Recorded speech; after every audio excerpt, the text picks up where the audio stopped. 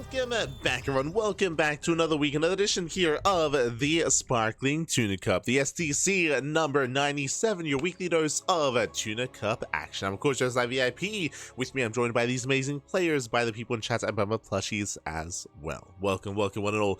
Whew, as we are back to our regular scheduled timing and broadcast. Again, last week we were live, or earlier this week, I suppose, we were live on Tuesday just because there were FEL qualifiers over the weekend, so we could not host our event on Sunday.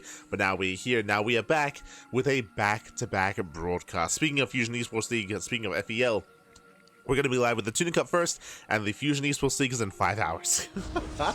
Let's go. Let's go. In 5 hours time, we're going to be live with the Fusion Esports League as well. So we have back-to-back coverage, back-to-back broadcasting. Do we have a break in between? I hope so. But we'll see. We'll see what happens, man. We'll see what happens. As we're jumping into our initial series here on the broadcast, exclamation mark be in the chat if you guys want to have a look at the bracket yourselves. The bracket is live, the bracket is stacked, the bracket is looking amazing, and we are jumping into the round of 16. And this morning in the bottom right hand corner here of Incorporeal, we have the pink Polish Protoss player representing the Platinum Heroes, recently qualifying for the Fusion Esports League Krakow main event. It is ArT. And spawning in the top left-hand corner, but also going for the proxy in the center of the map, we have the teal Protoss player himself. What am I looking? God damn it. The weaves are back. Representing among SSU people, it is Ateshi. Uwu, man. Easy toss. Apparently this is in-game clan tag, but here we go. We're going for the one base all-in. We have one gateway back there, we have one gateway across the map, and we have additional gateways as well. Getting up to a 3-gate setup, I would imagine we can try to get up to a 4-gate setup as well, commit to the all-in. ArT does move out across the map. He is scouting, he sees the gateway, he sees the the fake outs. Okay, cheeky build here by Ateshi. ArT does not go further in. So basically what ArT is seeing here is a gate cyber expand. It looks like a standard build. It looks like an economic build, actually. Really, it's anything but. Instead of a Nexus, what do we have? 2 gates and a pylon. So ArT is in the dark. ArT now dips back into the main. We'll recheck. We'll see a gas geyser. We'll see no other pylon. That is a tell. There should be a second pylon in the main base. So the fact that there is no pylon is a tell something is wrong, something is amiss. Behind the Stargate. Stargate open here, so 2 gateways into a Stargate before any expansion with the Stargate. If he realizes there's an all-in coming his way, he can start Void Ray production. He can begin Void Rays. That is going to be an option here for ArT. Until then, so let's piece it all together. Ateshi dips in, gets high ground vision, throws in the pylon, and here come the Adepts. Adepts are on the way. Zeld as well, going for the Stalker. Should be following this up with Stalker production as well. As ArT moves out, Adepts are moving in. And they do bypass the main army. Zeld's going to be dealt with. 2 Adepts, they do shade past. Looking for way into the bases. And again, the wall is, it's been interrupted here. There is that pylon. Adepts, they do shade in. And they can one-shot probes. They can one-shot. 1, 2. Oh, so far only 2 workers going down. Does not commit into the mineral line. Doesn't throw away his units. Once again, shading back in. Does not commit. Oracle's on the way. We're amassing Stalkers, more Adepts as well. As he shades back into the main base, no major damage yet. As he does not commit. Pylon goes down. And so far, ArT's holding. ArT's holding, he's defending. The Oracle has arrived. The Oracle's being sent across the map. ArT, I'm not too certain he fully realizes how much danger he's in. He's making another Oracle to help defend against the Adepts. And he does commit this time. It does commit. He's going to get 3, going to get up to 4. Oh, yeah, 4 probes go down. This is okay damage, but considering that Ateshi is 1 base all in, he expands. He does not make additional units here at the gateways. He is transitioning out of this, or at least trying to. The Oracle does bust into the main base. Probe's going to be going down. Workers that Ateshi cannot afford to lose. He was already committed. That's going to be another 5 workers going down. And ArT investing into these Oracles, he's gonna excel because of it. He's gonna get so much damage done. There's another Oracle moving out across the map. Now ArT does expand, and Ateshi, he is hurting. He's down to 18 probes. Remember, he was so committed, going for more proxies. What is happening right now? We have a proxy Twilight Council and a Robo, so he's going through the. He's been all in this entire game. He's just doubling down. Basically, this is a fake natural, a fake expansion. We're going into Dark Templar. Bold move. Meanwhile, the Oracles are looking for another way in. They're rotating around. Yep, there's a cancel again. That was a fake natural. And we're committing here with Dark Templar. And currently, ArT doesn't know. ArT is in the dark. Back at home, he's getting Stalkers in position. He does have the Stargate. He has these Oracles. If they stay alive, he does have Revelation. Ooh, as they one-shot, they get 7 more probe kills in the main. But again, the Oracles, they can have, well, they will have Revelations available here. Potentially. What I'm getting at is that there's a form of detection out on the map. Proxy is found. Prism's moving in.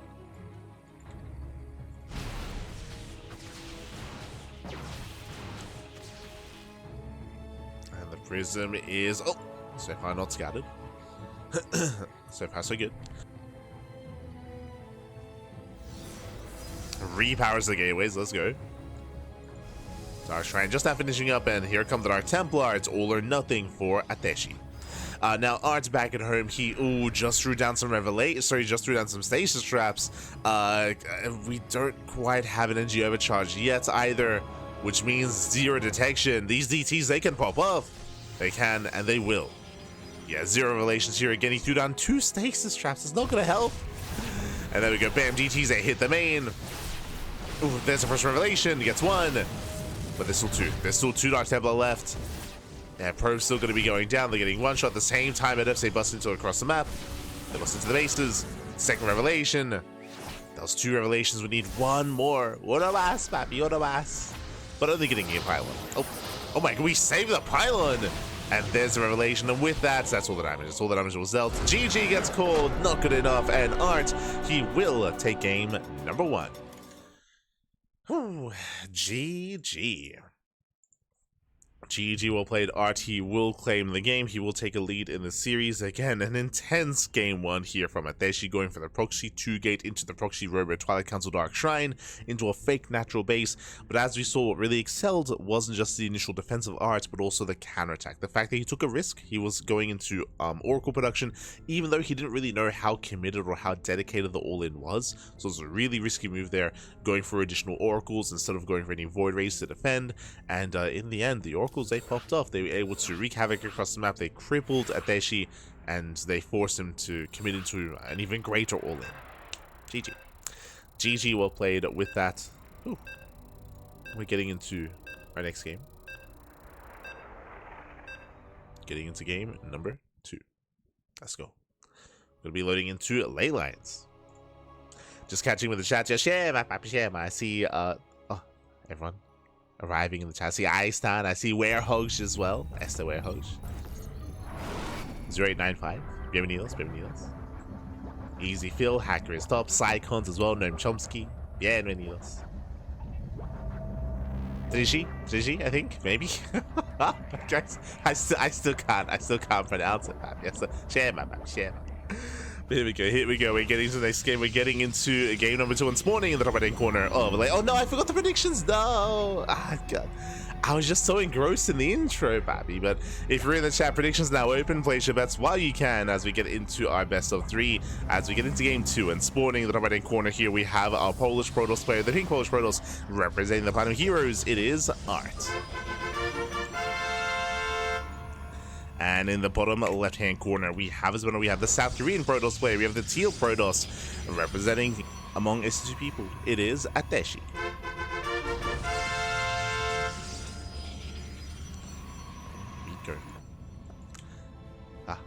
Yeah, so engrossed in getting into the tournament itself that predictions did slip by my mind for the first game.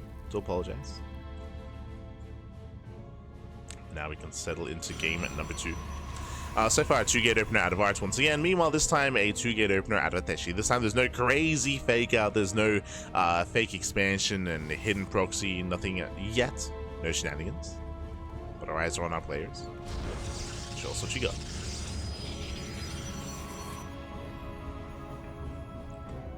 When it comes to the bracket, we'll be going over it after this series. We'll go over the bracket. We'll catch up what's been going on. We'll get there. Oh, we will get there.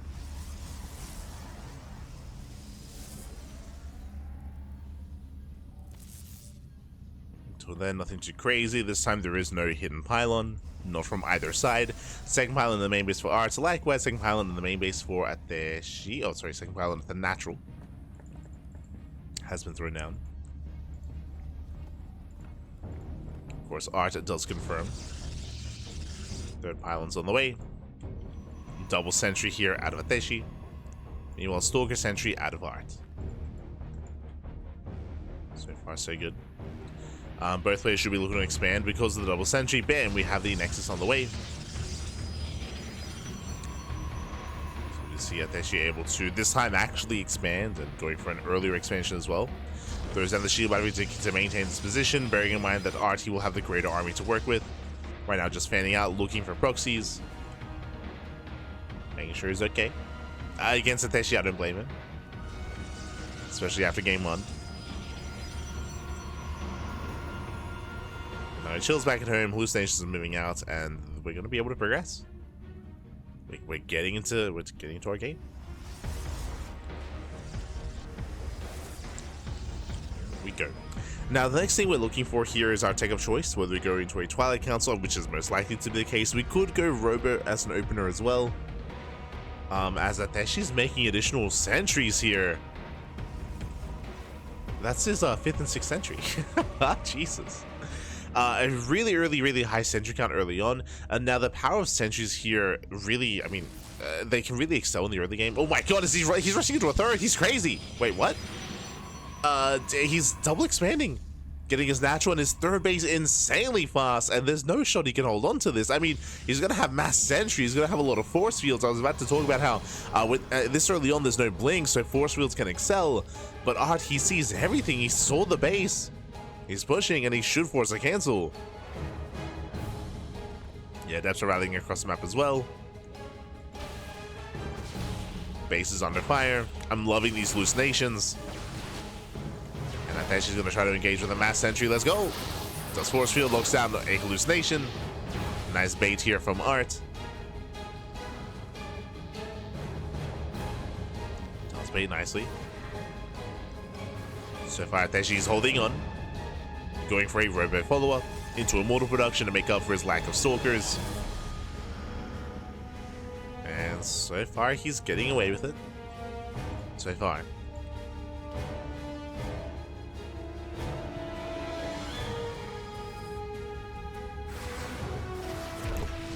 Meanwhile, third base is going to be delayed.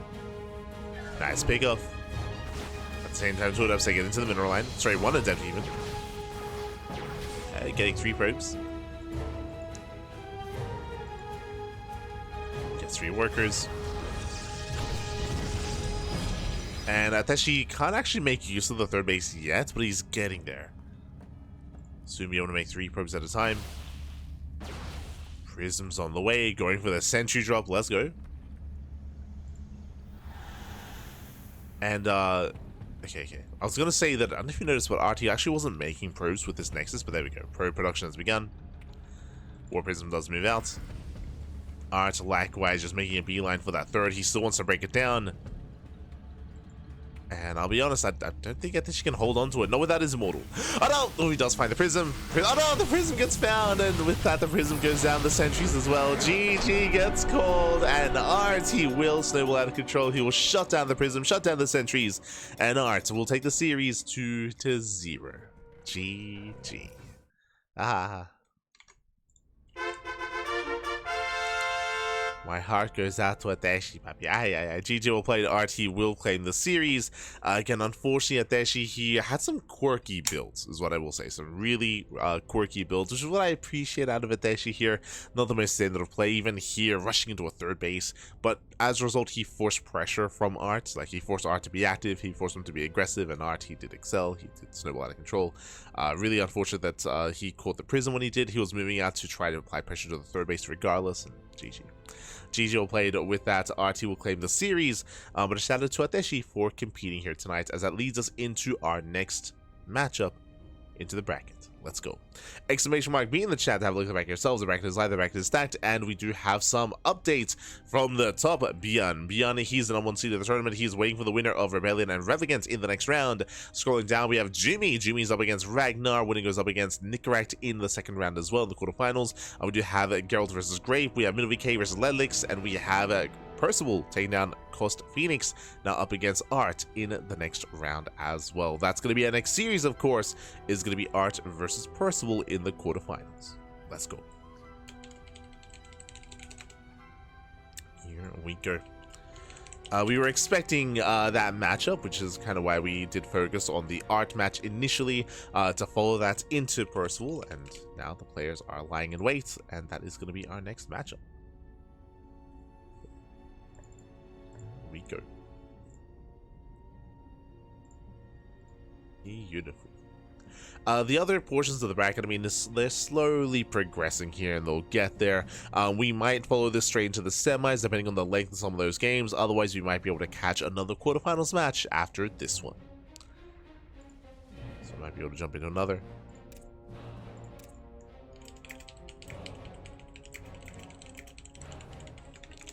For now, though, we are going to be going in a short break, and when we come back, we'll have a next series. We'll have ArT and Percival facing up. Let's go. We'll see you soon after the break. See you soon. See you soon.